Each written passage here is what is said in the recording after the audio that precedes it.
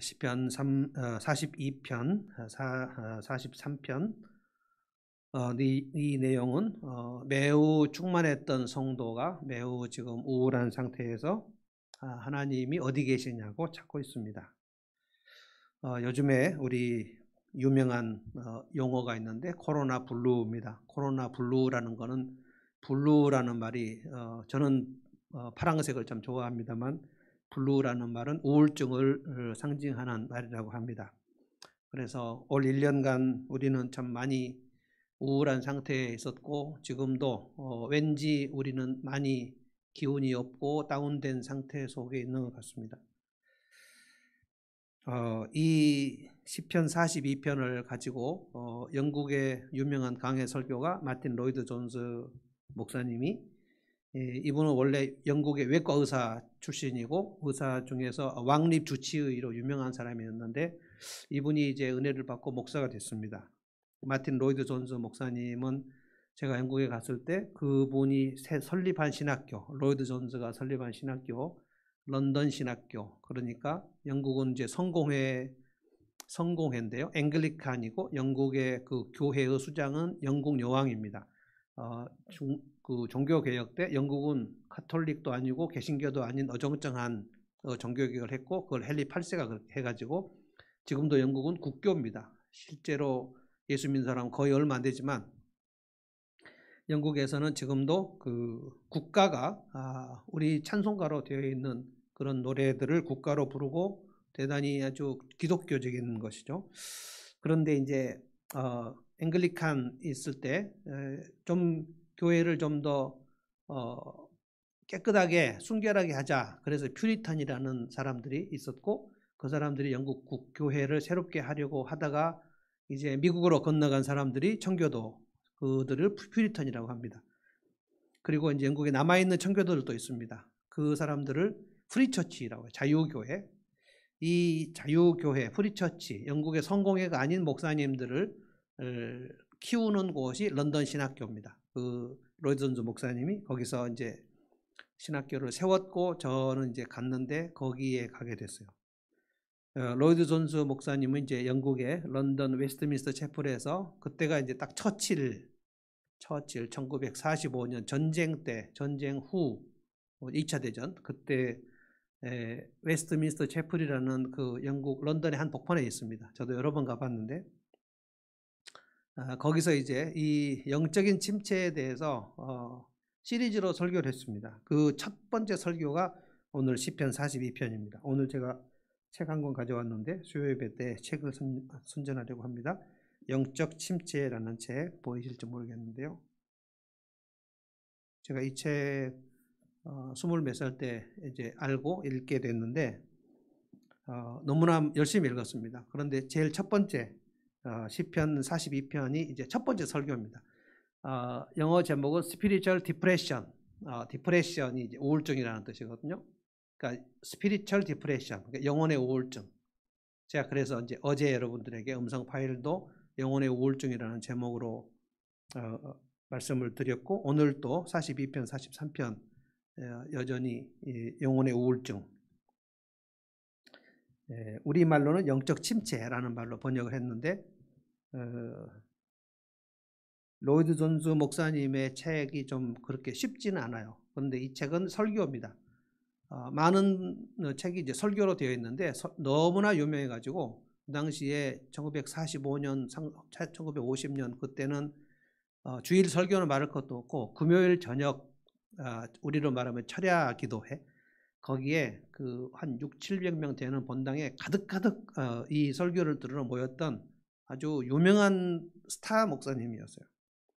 그분이 이제 의사 출신이어서, 외과 의사 출신이어서 하나님 말씀을 강해할 때 거의 이렇게 해부하듯이 말씀을 쪼개서 말씀합니다. 대단한 강해 설교가입니다. 그런데 이제 이분이 이 시편 42편, 여러분이 책을 읽어보면 첫 챕터가 42편 가지고 영적 침체를 다루는데, 이분이 교회사에 굉장히 이제 정통한 분입니다. 교회 역사에 하나님의 위대한 성도들, 하나님의 일꾼들 중에 영혼의 깊은 밤을 통과하지 않는 사람은 거의 없었다. 그러면서 마틴 루터의 우울증도 얘기했고요. 그다음에 스펄전은 몸도 굉장히 안 좋아서 그 설교의 황제라고 합니다. 스펄전은 대단히 설교를 잘했고 그 당시에는 이제 마이크가 없는 상태이기 때문에 18세기 때도 그렇지만 이때는 마이크가 좀 있을 수도 있겠네요. 설교를 하면 정말 그 황금의 꾀꼬리 같이 이렇게 설교가 나오는, 그래서 우리나라에서 여러분이 지금은 좀 많은 분들이 모르시지만 저희 대학생 때, 저희 신학생 때 가장 설교를 잘했던 목사님은 이동원 목사님, 지구촌교회를 담임하다가 이제 은퇴하셨죠. 그런데 지금도 설교를 하실 때 보면 그분이 이제 한국의 스펄전이다 이렇게 얘기하시는 분입니다. 정말 설교를 잘합니다. 스펄전은 통풍이 있었습니다. 통풍 때문에 늘 그 고통스러운 밤을 보냈는데, 이런 분들의 글들을 읽어보면 이 침체된 그런 상태를 본인들이 많이 묘사했습니다. 그리고 이제 성경의 인물들 중에서도 우리가 아는 엘리야도 그 로뎀나무 밑에 누웠을 때 그때도 그 우울증입니다. 나는 더 이상 못하겠습니다. 나를 죽여주십시오. 그렇게 하나님께 하소연했는데, 제가 얼마 전에 그 중동의 그 나무를 전문으로 연구하는 분의 강의를 유튜브로 들었는데요. 로뎀나무는 그늘이 없답니다. 그래서 로뎀나무 밑에서 그래서 우리나라에도 유명한 수련의 장소나 그런 크리스찬 펜션 이런 거를 로뎀의 집이라고 그렇게 이름해서 로뎀나무 밑은 굉장히 안식이 있는 것 같은데, 실제로 중동의 나무 중에서 가장 그늘이 없고 쉴 수가 없는 나무가 로뎀나무랍니다. 그러니까 진짜 쉬는 나무는 종려나무고요. 그래서 로뎀나무 밑에 있었을 때 엘리야는 안 그래도 지쳤는데 그 나무가 태양을 가려주지 않아가지고 굉장히 힘든 상태였다는 거예요. 그 소진 상태. 사도 바울도 그 고린도후서에 보면 내가 마음의 사형 선고를 받는 것처럼, 그러니까 살 소망이 끊어졌다는 그런 표현들도 나오거든요. 우리로 말하면 그것도 영적인 우울증에 해당됩니다.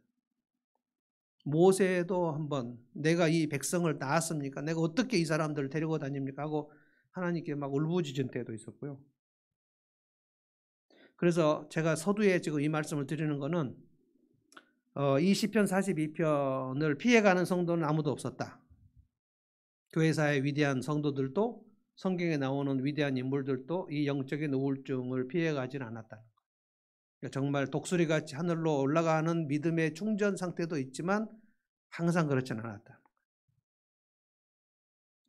오늘 이 42편은 고라자손이라고 되어 있는데요. 고라자손은 레위지파입니다. 아론의 계통의 레위지파인데, 이 사람들은 지금 전문적으로 뭐 하는 사람들이냐면 다윗 왕국에서 하나님 앞에 찬양을 담당하고 성전에서 예배를 담당하는 예배 전문팀들입니다. 그런데 이제 시편 42편 오늘은 이 레위지파 전체가 아마 우울증에 빠진 것 같지는 않고 이 사람이 빠진 것 같아요.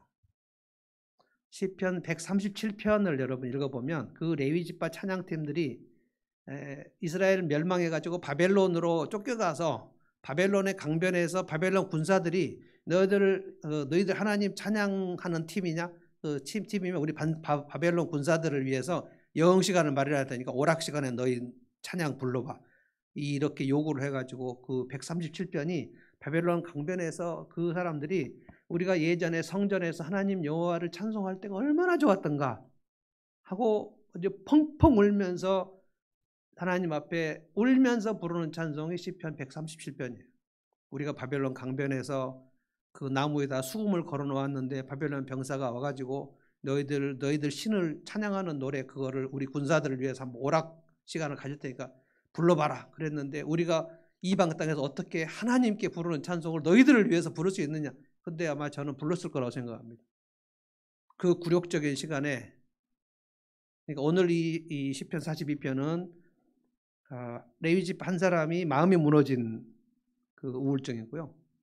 137편은 나라가 무너진 상태에서 부르는 노래. 이것이 다 우리의 신앙생활의 한 여정에 있습니다.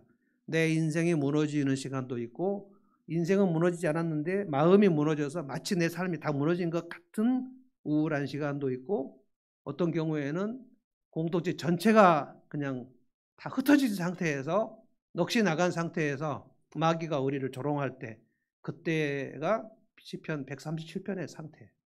그러니까 정말 우리는 신앙생활의 여정이 우여곡절을 겪는다는 거예요. 얼마나 이 사람이 우울하냐면은 3절 보십시오. 3절. 사람들이 종일 내게 하는 말이 네 하나님이 어디 있느냐? 그래서 내 눈물이 주야로 음식이 되었다. 삼시세끼 눈물이 음식이었다는 거예요. 그러니까 눈물이 흐르는데 멈추지 않는다는 거예요. 상황이 엄청 좋지 않습니다. 그런데 해결책도 없습니다. 아마 이 다윗 왕국에서 이 사람뿐만 아니라 다 그렇게 우울증에 빠졌다면 다윗 왕국의 찬양팀이 다 그냥 해체됐겠죠. 근데 제 생각에는 이 사람이 우울하게 된 것 같습니다. 모두가 우울한 것 같지 않고. 그러니까 다른 사람은 찬양팀들은 펄펄 날아가는데 자기 혼자 지금 쭉 마음이 쇠해져 가지고 나는 왜 이러지? 그 사람이 제일 힘들었던 것이 두 개인데요. 2절에 보면 내가 어느 때에 하나님의 얼굴을 배울까? 하나님의 얼굴이 나에게 가리워진 상태.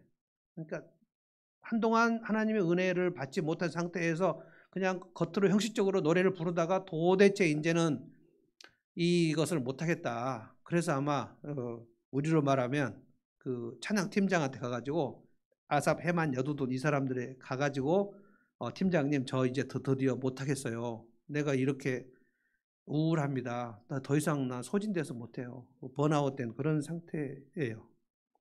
그런데 3절에 사람들이 뭐라고 그럽니까? 네 하나님이 어디 있느냐? 네가 그렇게 하나님을 찬양했는데 하나님의 능력이 있으면 네 삶의 꼴이 왜 이러냐? 너 얼굴이 왜 이래? 이렇게 얘기하는데 자기가 내 하나님은 살아계신 하나님이야 이렇게 말할 무슨 거리가 하나도 없더라는 거예요. 나의 하나님은 이렇게 역사하셨어 이런 간증거리가 있어야 되는데 그 오랫동안 메말라가지고 간증할 것도 없고 아무것도 없어서 그래서 막 눈물이 흘렀다는 거예요. 이제 4절을 보세요. 내가 전에 성의를 지키는 무리와 동행하여, 이건 내가 찬양팀이었다는 뜻입니다. 안식일이 되면 성전에 올라가는 노래, 시편 120편부터 134편까지 15개의 노래가 있었고요. 이스라엘 백성들이 안식일에 성전으로 올라올 때 그 위에서 성전에서 이 찬양팀들이 노래를 부르면서 이들을 예배로 인도하는 겁니다. 마치 우리가 찬양팀이 10시 45분부터 15분 동안 찬양을 인도할 때 그 예배의 부름이라고 합니다. 예배로 사람들을 초청하는 거예요. 하나님 보좌 앞으로 인도하고 우리의 영혼을 데우고 하는 그 시간을 활발하게 했었는데, 다시 읽어보겠습니다. 내가 전에 성의를 지키는 무리와 동행하여 기쁨과 감사의 소리를 내며 그들을 하나님의 집으로 인도하였더니 이제 이 일을 기억하고 내 마음이 상하는도다. 내가 전에 영적으로 펄펄 날았었는데 다 옛말이 되었다. 우울증의 큰 특징은 뭐냐면 옛날이 다 좋아요. 그러면 지금은 어떨까요? 오늘은 다 안 좋아요. 예전에 진짜 좋았는데. 그래서 뭐 왕년에 내가 정말 펄펄 날고 전도하고 막 기도할 때 막 1시간 쉬고 막 기도하면서 막 하나님의 임재 속에 있었는데 그게 옛말이다. 내가 찬양팀으로 사람들을 막 인도하고 오시라 그러고 막 하나님의 임재 속에서 막 찬양을 했는데 그게 지금 다 사라져 버렸다는 거예요.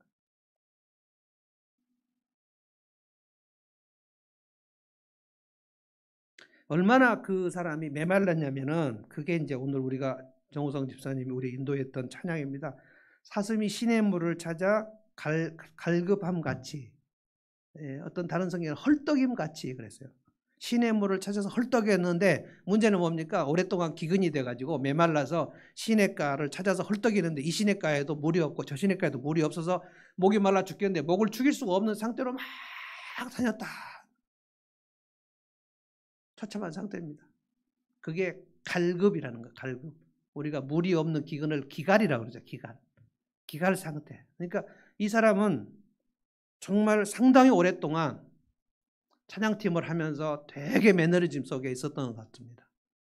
아마 한국교회 집사님, 권사님, 장로님들 중에 영적으로 메마른데 성도들 앞에서 그 자기가 메말랐다는 흉내, 그 신용을 못하고 그냥 마치 충만한 것처럼 하고 그렇게 열심히 막 왕성한 활동을 하는 것 같지만 집에 가보면 너무 이상하고 이게 이제 외식에 빠진, 그런데 사람들은 다 알아요. 그가 메마른지.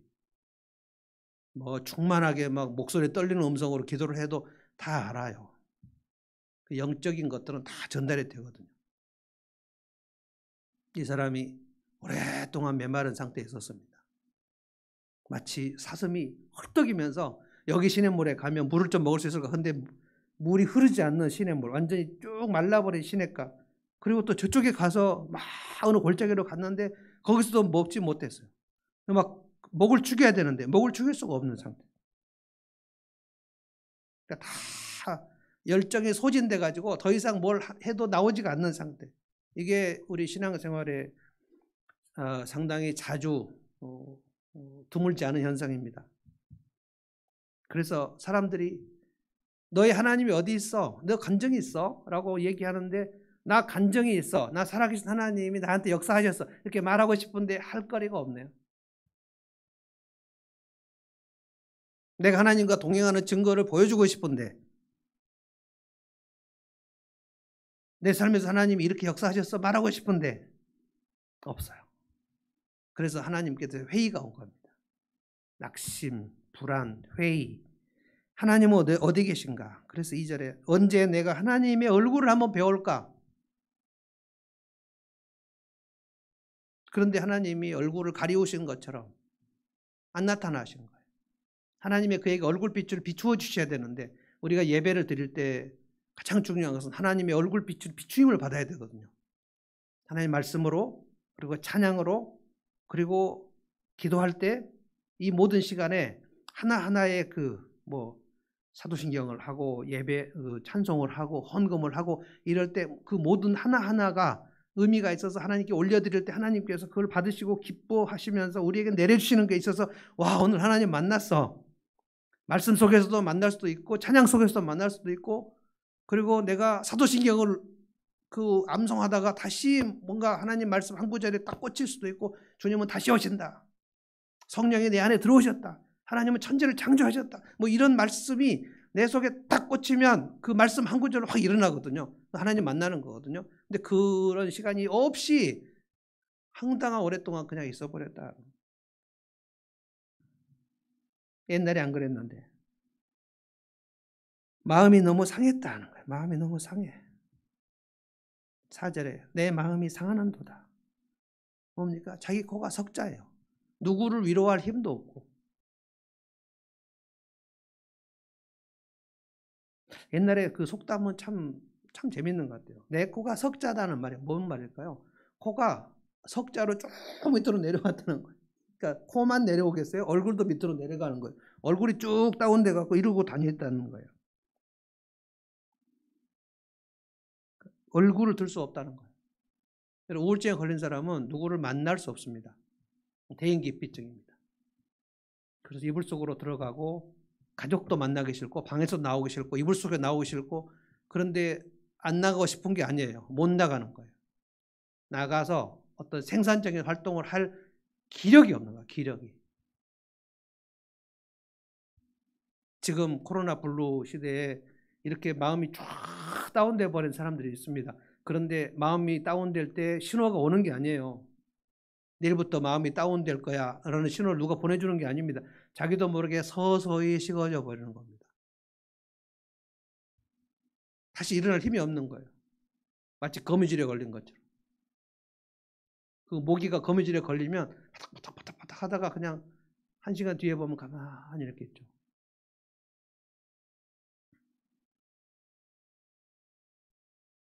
베드로도 그랬습니다. 베드로도 얼마나 실패했습니까? 내가 예수님 한 번도 본 적도 없고 따라다닌 적도 없고 만난 적도 없고 난 예수의 제자가 아니다. 3번이나 아주 세게 얘기하고 나서 그리고 닭이 2번 우니까 어땠죠? 베드로가 가서 심히 통곡했다. 영어 성경에 wept는 울었다. bitterly. 아주 쓰디쓰게 울었다는 거예요. 울었어요. 그리고 다시 일어나지 못했습니다.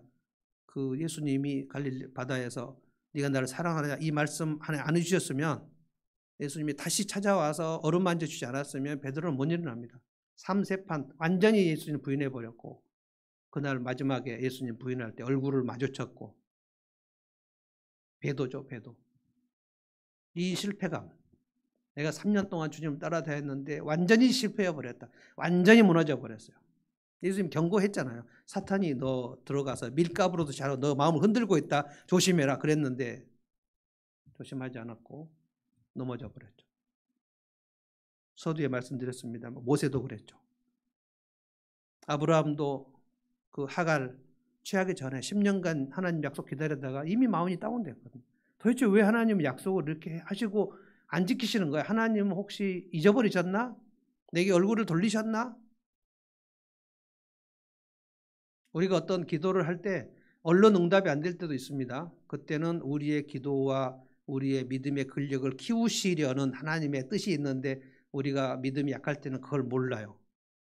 내 기도 응답 안 해주셨어. 40일 기도했는데 응답 안 해주셨어. 그리고 기도를 멈춰버립니다. 이제 안 하겠어. 기도 안 하겠어. 이게 다 그렇다는 거예요. 다. 그러니까 어떤 충만한 성도도 계속해서 충만하기만 하는 적은 없다. 떨어진다. 어느 날은 독수리처럼 올라가고 막 말씀 읽으면 은혜가 되고 막 은혜의 눈물이 흐르고 막 그래서 기도하고 막 전도도 하고 막 옆에 있는 사람한테 간증도 하고 그럴 때도 있지만 메마를 때도 있다. 항상 올라가는 건 아니다. 그런데 이제 이 성도는 이불 속에만 있는 우울증은 아니에요. 그래서 영혼의 우울증은 심리적 우울증은 조금 다릅니다. 영혼의 우울증이 심리적 우울증으로 가서 하나님을 더 이상 찾지 않고 교회도 안 나가버리고 막 하나님을 떠나버리는 사람도 있지만, 이 성도는 오늘 이 시편 42편을 읽어보면 그 1절에 뭐라고 그랬죠? 하나님이여, 하나님이여. 그러니까 이 우울증은 이불 속에 있는 우울증이 아니고 하나님을 찾는 우울증. 그러니까 이 사람은 슬프고 괴롭고 원통한데 하나님 앞으로 나갔어요. 그 메마른 상태에서 나갔어요. 여러분, 한나가 그 아들이 없어서 기도할 때 엘리가 술 끊으라고 얘기하지 않았습니까? 그때 한나가 엘리한테 뭐라 그랬죠? 제사장님, 나는 마음이 원통한 여자입니다. 마음이 원통하다. 마음이 원통해서 기도를 했어요. 마음이 원통하면 다 기도를 합니까? 마음이 원통해요. 막 원한이 사무쳐요. 한이 맺혀요. 그러면 다 기도를 하나요? 한이 맺혀서 하나님을 떠나버리죠. 근데 이 사람은 그 예전에 하나님을 찬송하고 막 성도들을 하나님께 인도했던 그것을 회상하면서 내가 그거를 찾고 싶다. 막 헐떡이면서 막 시냇물을 먹고 싶었던 그 사슴처럼 하나님이 한번 나를 만져주시면 좋겠다 이 생각을 하는 거예요. 어느 정도였냐면 10절을 제가 오늘 안 읽었는데요. 10절은 뭐냐면은 내 뼈를 찌르는 칼같이 내 대적이 나를 비방하여 내게 말하기를 네 하나님이 어디 있느냐. 3절에는 그냥 사람들이 지나가면서 야 어떻게 네가 신앙 이래 하고 비방을 했는데, 10절에는 대적들이 와가지고 비방, 이것은 원수 마귀의 비방, 그러니까 이 사람을 완전히 짓눌러서 다시는 기도도 못하게 만들어버리는 원수 마귀의 강력한 공격이 있었다는 거예요. 대적 마귀가 와가지고 칼을 찌르듯이 죽어버리라는 거예요. 확 문질러버리는, 근데 밟아버리려고 하는 거예요. 마귀는 우는 사자처럼 삼키리장을 찾는다 그랬죠. 그 영혼을 삼켜버린다는 거예요. 이거를 이 성도가 알고 하나님이여 내가 헐떡이면서 하나님을 찾습니다. 갈망합니다. 지금 내가 마음이 낙심이 되고 불안하고 우울한데, 그런데 하나님 내가 한번 다시 찾습니다. 그렇게 할 때 이 영혼의 깊은 밤이 새벽이 되는 거예요. 그래서 우리는 고린도전서 10장 13절 사람이 감당할 시험 밖에는 너에게 당한 것이 없나니. 그 기본적 믿음이 있어야 된다는 거예요. 내게 오는 시련은 하나님이 나에게 감당할 만한 그 믿음이 있다고 생각하시는 것만 주신다. 학기말고사는 배운 데에서 나온다. 하나님이 우리에게 알려주시지 않고 우리가 이겨낼 수 없는 시험은 주시지 않는다. 네 아들 독자 이삭을 바쳐라 라고 했을 때 하나님은 그 믿음도 주셨다. 믿음이 약할 때 하나님께서 아브라함에게 네 아들 독자 이삭을 바쳐 이렇게는 안 한단 말이에요. 초신자가 예수 막 믿었는데 너 아프리카 가라 이렇게 안 하신단 말이에요. 하나님이 아브라함에게 하신 약속을 잊어버리셨나요? 잊어버린 것처럼 느껴졌죠. 아브라함, 하나님은 나에게 한 약속을 잊어버려 10년간이나 아들을 안 주셔. 75세에 약속하셨는데 85세까지 안 주셨거든요. 여러분 언제 주셨는지 아시죠? 100살 때 주셨습니다. 만약에 아브라함이 훨씬 더 믿음으로 그래 하나님이 한번 말씀하시면 신실하신 하나님이 내게 약속을 안 지키실 리가 없어. 마누라 사라가 우리 하갈 몸에서 우리 애기 납시다. 아니야 그렇지 않아. 하나님 나에게 말씀하셨고 나와 당신의 몸에서 주실 거야. 아멘. 이렇게 했으면 100살까지 하나님 안 기다리셔도 돼요. 그게 근육이 안 생기니까 근육 생기게 하려고 25년을 기다리시는 거예요. 하나님 약속을 잊어버리지 않습니다. 그래서 우리가 성경 읽을 때 하나님의 약속이 무엇인가를 알아야 돼요. 하나님 약속. 욥의 친구들이 욥을 얼마나 괴롭혔습니까? 네가 죄를 범하지 않고서 이렇게 고통을 당하겠냐? 네가 회개하면 하나님은 다 들어주시고 고쳐주신다. 너 죄를 회개해라. 욥이 생각해도 내가 이렇게 고통을 받을 만한 죄를 지은 적이 없는데 간혹 우리가 욥의 친구들처럼 그렇게 돼버릴 경우가 있어요. 그런데 욥이 끝까지 하나님을 저주하지 않고 하나님을 떠나지 않았을 때 하나님이 욥의 친구들의 손을 들어주지 않았습니다. 욥의 손을 들어주셨습니다. 내 종 욥이 너희들보다 의롭다. 그래서 믿음에는 이 기다림의 근육이 필요합니다. 근육이 필요해요. 아이들이 산수 공부할 때 지혜로운 엄마는 엄마가 와서 다 풀어주지 않습니다. 어리석은 엄마는 엄마가 다 풀어줘 버려요. 그래서 100점 맞아버려요. 그러면 자 100점 맞았다. 선생님한테 갖고 가. 그러면 100점 맞은 건 좋지만 아이는 이 산수를 생각할 힘이 길러지지 않아요. 그런데 어리석은 엄마는 이렇게 하면 우리 애가 100점 맞으니까 엄마가 다 풀어줘 버려요. 2는 4, 2, 4은 6, 2, 50. 야 맞았다. 아이가 생각할 시간이 없잖아요. 아이가 이 문제를 고민할 시간이 없잖아요. 하나님은 우리가 내가 갖고 있는 믿음을 가지고 연산을 할 시간을 주셔요. 멀리 떠나시겠지만 그렇지 않습니다. 하나님 어디 계셔요? 라고 얘기하고 우리 그렇게 부르짖을 때 하나님이 옆에 계셔요. 근데 얼른 나타나지 않아요. 이거를 심리치료에서는 대상 항상성이라고 그럽니다. 대상 항상성. 되게 어려운 말인데 하나님은 우리에게서 대상 항상성, 그러니까 내가 하나님을 배울 때 하나님은 항상 내 곁에 계셔. 이것을 쭉 경험을 해야 돼요. 그런데 어떤 시간에 하나님께서 항상 내 곁에 계시지 않는 것처럼 보이는 시간을 우리에게 주신다는 거예요. 그때가 영혼의 깊은 밤입니다. 그때 내가 이제까지 배운 하나님의 경험을 총동원해서 이것을 후학 공식을 가지고 연산을 해봐야 돼요. 문제를 풀어봐야 돼. 그래, 하나님은 지금 내 눈에 안 보여. 나는 지금 출구가 없어. 그런데 하나님은 어떤 분이시지? 나와 함께 하신다고 하셨지. 기다리자. 이때 믿음의 근육이 생기죠. 그래, 나는 지금 넘어졌지만 주님이 이렇게 주신다. 그래서 아이가 넘어질 때 얼른 가서 다 그냥 일으키지 않고 좀 기다려 봐야 돼요. 애가 툭툭 털고 일어날 수 있을 시간을 줘야 돼요. 그래서 엄마하고 항상 같이 있었던 경험을 하는 아이는 대상 항상성이 있어서 엄마가 없는 시간에 놀이터에 내가 가도 엄마는 나와 같이 있으니까 놀이터에 놀러 갈 때 두렵지 않아요. 엄마가 없이 1시간, 2시간 놀 수 있어요. 왜냐하면 집에 가면 엄마가 있으니까. 그 다음에 어린이집 갈 때 두렵지 않아요. 대상 항상성이에요. 엄마는 항상 나를 떠나지 않지, 나를 버리지 않아. 그 확신이 있는 게 대상 항상성이에요. 그러면 어린이집 갈 때 막 울고 불고 난리치지 않아요. 끝나고 가면 엄마가 있어요. 이 시간이 고난의 시간이고, 이 시간이 연단의 시간이고, 이 시간이 믿음의 근육을 키우는 시간이에요. 이게 영혼의 깊은 밤입니다. 그래서 이 우울증을 견디고 나면, 이 우울증 때 이불 속으로만 들어가지 않냐고, 이 시간에 하나님께 가서 부르짖는 거예요. 하나님께 때도 써보고, 하나님 도대체 어디 계십니까? 하나님 내게 왜 얼굴을 돌리셨습니까? 이게 시편에 굉장히 많이 나옵니다.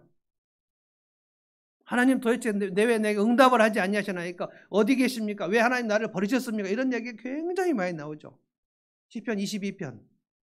하나님, 나의 하나님, 나의 하나님, 어째 나를 버리셨나이까? 이거 다윗이 얘기한 것입니다. 그런데 이 말씀을 누가 언제 했습니까? 예수님이 십자가 위에서 하셨죠. 엘리 엘리 라마 사박다니. 이거 시편 22편 다윗이 얘기한 거 그대로 하신 거죠. 패러디, 다윗의 기도를 패러디 하신 거예요, 예수님이. 근데 하나님께서 당신의 독생자 예수 그리스도는 버리셨죠. 그리고 우리에게 약속하셨죠. 나의 아들 독생자는 내가 너희들을 위해서 버렸고 너희들은 내가 절대로 버리지 않겠다. 세상 끝날까지 너희들을 버리지 않겠다. 약속하셨죠. 이게 대상 항상성. 그래서 하나님이 안 계신 것 같은 그 시간에, 이 답답한 시간에 믿음의 연산을 해봐야 돼요. 지금 이 시편 40편의 기자가 이것을 하고 있습니다. 보십시오. 43편 1절을 보십시오. 연산을 풀었어요.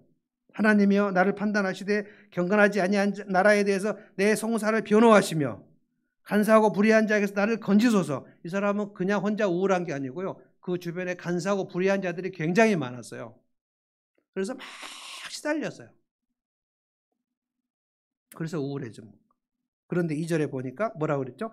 주는 나의 힘이 되신 하나님이시거늘 어찌하여 나를 버리셨나이까? 왜 이제 나타나셨습니까? 이거예요. 제가 이 말씀을 묵상하면서 오늘 가만히 생각해 봤어요. 엄마하고 아빠가 아기를 낳았어요. 조그만 아기. 근데 아빠가 퇴근할 때마다 늘 그 아기가 좋아하는 붕어빵을 사가지고 옵니다. 그러니까 아기는 늘 아빠를 기다립니다. 그런데 아빠를 기다려요? 붕어빵을 기다려요? 붕어빵을 기다립니다. 그런데 어느 날 아빠가 안 와요. 잘 때가 됐는데 안 와. 엄마 왜 아빠 안 와? 아빠 오실 거야. 아빠 오시면 네 좋아하는 붕어빵 사갖고 오실 거야. 그런데 기다리다 애가 잠들었어요. 근데 잠들어서 자고 있는데 아빠가 깨우네요. 아가야, 아빠가 늦었다. 붕어빵 사왔다. 그때 이 애가 뭐라 그래요? 아빠 왜 나를 버리고 안 왔어? 왜 붕어빵 안 갖고 왔어? 그런데 손에 지금 붕어빵이 있어요.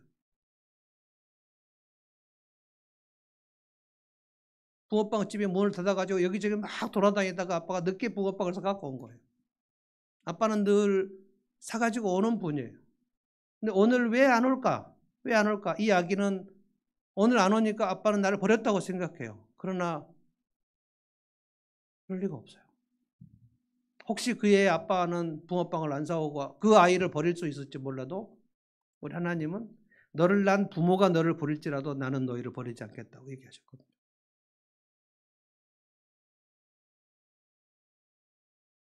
나의 주 나의 하나님, 나의 하나님이신데 어째 나를 버리셨나이까? 그런데 지금 문제가 해결된 거예요. 어찌하여 원수의 억압으로 말미암아 슬프게 다니나이까? 그런데 3절에 보니까 다 해결됐어요. 주의 빛과 주의 진리를 보내시어 나를 인도하시고 주의 거룩한 산과 주의 계시는 곳에 이르게 하소서. 다시 하나님 보좌 앞으로 갔습니다. 다시 찬양팀의 제자리로 돌아갔어요. 다시 그 우울한 마음이 사라져 버렸어요. 그래서 4절에 나의 큰 기쁨, 내가 나의 하나님의 제단에 나아가 나의 큰 기쁨이 하나님께 이르리이다. 다시 기쁨이 생겨버렸어요. 다시 하나님의 은혜 보좌 속에 와가지고 하나님의 얼굴빛을 비추임을 받아버렸다고요. 이것이 얼마나 이 사람에게 큰 감동이 되었을까요? 그래, 하나님 나를 떠나지 않으셨구나. 그것은 영혼의 깊은 밤이었는데 새벽이 왔구나. 새벽이 왔어. 밤새도록 울음이 기숙할지라도 아침에는 기쁨이 오리로다.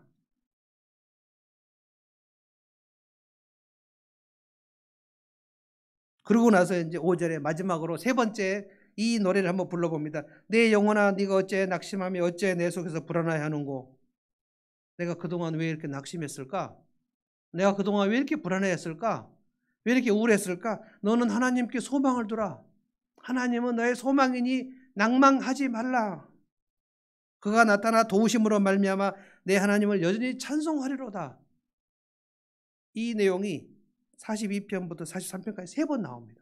내 영혼아 네가 어째 낭망하며 어째 내 속에서 불안하여 하는고. 너는 하나님을 바라라. 그가 하나님이 도우심으로 너를 다시 일으킬 것이다. 너를 다시 찬송할 것이다. 이 사람은 다시 찬양팀에 복귀했을 겁니다. 그러고 나서 돌이켜 봅니다.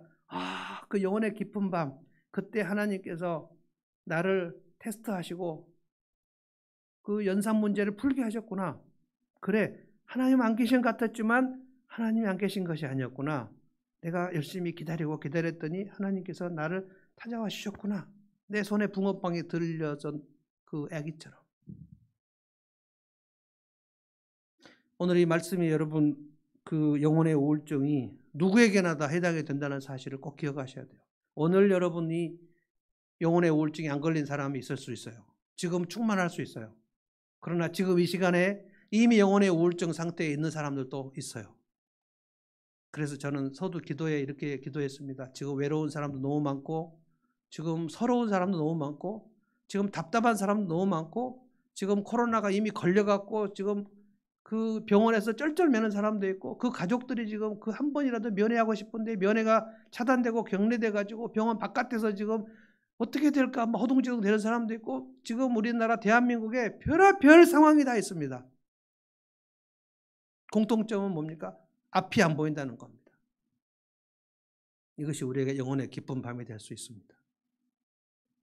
그때 하나님이 나를 멀리 하시는 것 같고, 나를 잊으신 것 같고, 내게 얼굴을 돌리신 것 같지만 그렇지 않다. 내가 이제까지 경험한 하나님을 생각해 볼 때 하나님은 그러실 리가 없다. 내 영혼아 어째 네가 낭망하며 어째 내 속에서 불안하여 하는고. 자기 영혼을 향하여 한번 경고하고, 믿음 잃지 말자, 믿음 식어지지 말자, 그렇게 막 하는 가운데 하나님이 다시 마치 새벽이 밝아오는 것처럼 자기 영혼에 그 빛이 쫙 오는 것을 보면서 그렇구나, 하나님은 우리를 떠나지 아니하셨어, 나를 버리지 아니하셨어. 그 고립감, 실패감, 우울감 싹 사라졌어요. 이 사람은 하나님 다시 찾았고 다시 다윗 왕국의 찬양팀에 복귀했을 것입니다. 우리 찬송 한 번만 다시 할까요? 아까 불렀던 찬송 합시다. 힘들고 지쳐 낭망하고 넘어져 일어날 힘 전혀 없을 때에 조용히 다가와 손 잡아주시며 나에게 말씀하시네. 이 사람도 영혼의 깊은 밤을 아마 지금 보내고 있다가 주님이 다시 오셔서 잡아주셨던 것을 경험한 겁니다. 나에게 실망하며 내 자신 연약해 고통 속에 눈물 흘릴 때에 못자국 난 그 손길 눈물 닦아주시며 나에게 말씀하시네. 너는 내 아들이다. 내가 너를 떠나지 않는다. 버리지 않는다. 찬송합시다.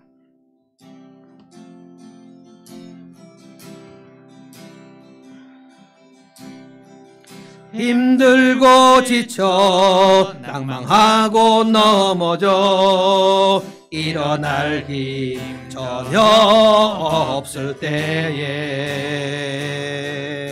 조용히 다가와 손잡아 주시며 나에게 말씀하시네. 나에게 실망하며 내 자신 연약해 고통 속에 눈물 흘릴 때에 못자국 난 그 손길 눈물 닦아주시며 나에게 말씀하시네. 주님이 말씀하십니다. 너는 내 아들이라. 너는 내 아들이라. 오늘날 내가 너를 낳았도다. 너는 내 아들이라. 나의 사랑하는 내 아들이라. 언제나 변함없이, 언제나 변함없이 너는 내 아들이라. 나의 십자가 고통, 해산의 그 고통으로 내가 너를 낳았으니. 아멘, 아멘. 너는 내 아들이라. 오늘날 내가 너를 낳았도다. 너는 내 아들이라. 나의 사랑하는 내 아들이라. 목마른 사슴, 목마른 사슴 시냇물을 찾아 헤매이듯이 내 영혼 주를 찾기에, 내 영혼 주를 찾기에 갈급하나이다. 주님만이 나의 힘, 주님만이 나의 힘, 나의 방패, 나의 장소망. 나의 몸 정성 다 바쳐서 주님 경배합니다. 금보다 귀한 나의 주님, 금보다 귀한 나의 주님, 내게 만족 주신 주.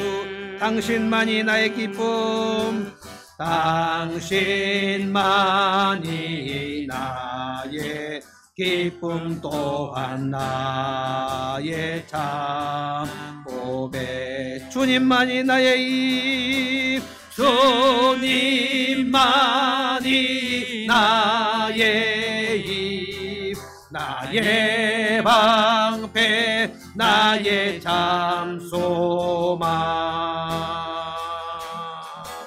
나의 몸 정성 다 바쳐서 주님 경배합니다.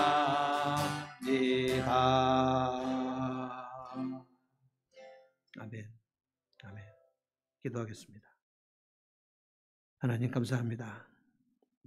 오늘 시편 42편, 그 옛날 하나님의 성전에서 다윗 왕국의 찬양팀의 일원으로서 레위지파 백성들을 하나님의 예배 앞으로 인도했던 그 충만했던 성도, 그때 독수리 날개치며 올라갔던 믿음의 충만한 상태, 그런데 그것이 다 옛날 일이 되어버리고 이제는 식어져 버리고 우울한 상태에서, 낙담한 상태에서, 절망적인 상태에서 마치 목마른 사슴이 시냇물을 찾아 헐떡이면서 그 목을 축이지 못한 그런 갈급한 상태에서 그 열정이 다 식어져 버린 그 영혼의 우울증 상태에 오늘 한 성도를 묵상했습니다. 하나님, 이 성도의 영혼의 우울증이 이 사람만의 것이겠습니까?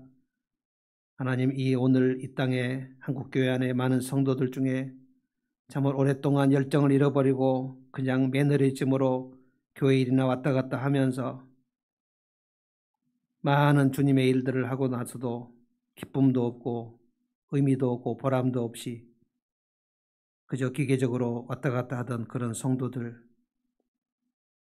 하나님께 대한 기쁨이 사라져버린 그 영혼의 깊은 밤을 보내는 성도들이 오늘 이 시간에도 얼마나 많이 있을까요? 하나님, 저희는 이 시간에도 코로나19로 인하여 질병에 걸린 사람들이 너무나 많고 그 질병으로 견디다 못해 목숨을 잃은 사람들도 있으며 그 가족들로 인하여 참으로 병원에서 허둥지둥 서성대며 어찌할 줄 모르고 답답한 상태에 있는 사람도 있으며 하루 종일 가게 문을 열어놔도 손님이 오지 않고 음식을 만들어내도 먹을 사람이 없는 그런 상태에서 이제는 끝났다 생각하면서 마음이 완전히 닫아지고 마음이 얼음처럼 차가워진 그런 사람들이 우리 주변에도 있고 우리 중에도 있는 줄로 믿습니다. 하나님 어디 계십니까? 하나님 우리에게 얼굴을 왜 돌리셨습니까? 하나님 우리를 멀리 떠나셨습니까? 전능하신 하나님, 코로나 이 병균 다 없으실 수도 있는 전능하신 하나님이신데 하나님 그렇지 않고 점점 확산되고 있습니다. 1000명씩 불어나고 있습니다. 하나님 전 세계에 7천만 명이 이것으로 인하여 고통당하고 있습니다. 하나님 어찌하시렵니까?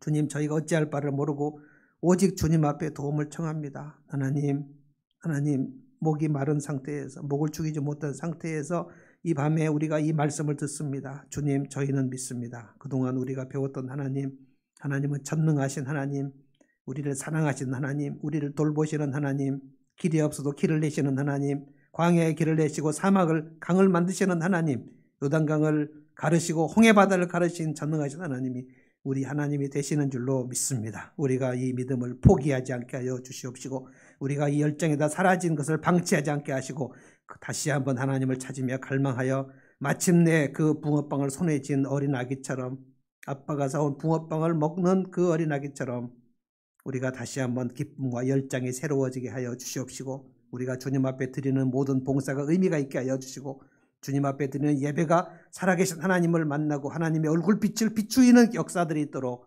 주님이 기계 앞에서 드리는 예배지만 주님 그 기계를 뚫고 주님께서 각 사람의 심령 속을 어루만지심으로 말미암아 그 시간의 가슴이 뜨거워지게 하여 주시고 이 말씀으로 인하여 힘을 얻고 다시 믿음의 성도로 일어나는 역사가 있도록 주께서 도와주시기를 빕니다. 하나님이 수요일 저녁에 이 말씀 듣고 우리가 평안한 가운데 잠자게 하시고 내일 아침 일어날 때 은혜로 새 힘으로 일어나는 역사가 있게 도와주시옵소서. 감사드리오며 예수님의 이름으로 기도하옵나이다. 아멘.